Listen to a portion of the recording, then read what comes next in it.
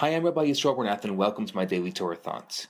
I'd like to thank all those who have been sending me messages and calling me and asking me what happened to my Daily Torah Thoughts.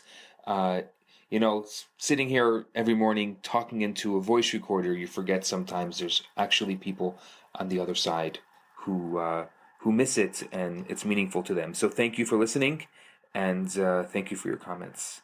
Today I want to talk about the upcoming holiday of Shavuot, which starts this coming Saturday night.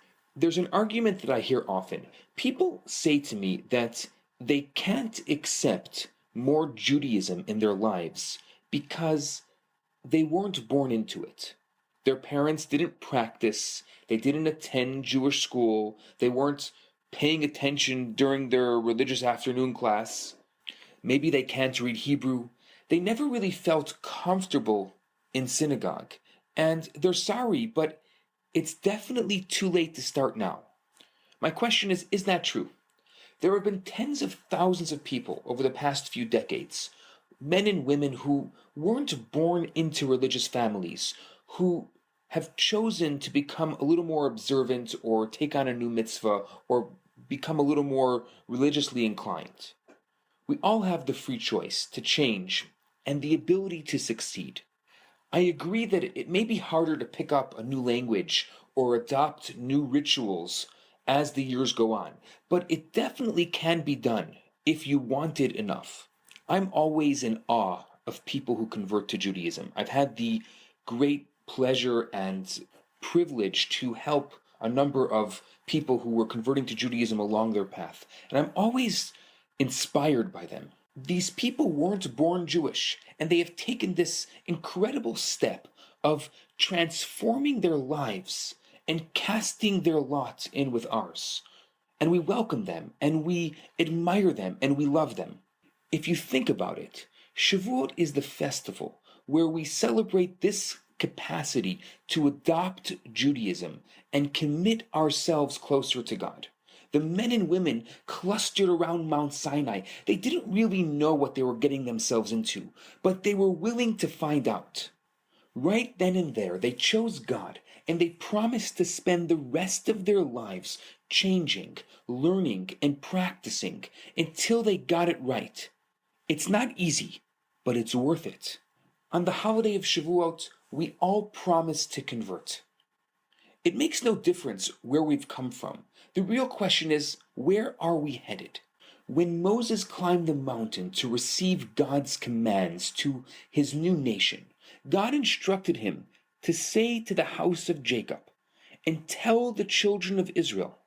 Biblical commentators point out that the variant expressions, the house of Jacob and the children of Israel, are a reflection of the different types of people whom Moses was addressing. Jacob and Israel are both names of our forefather Jacob. Jacob was the name he was given at birth, and it reflects his identity as an innately holy Jew, born to spiritually pure parents.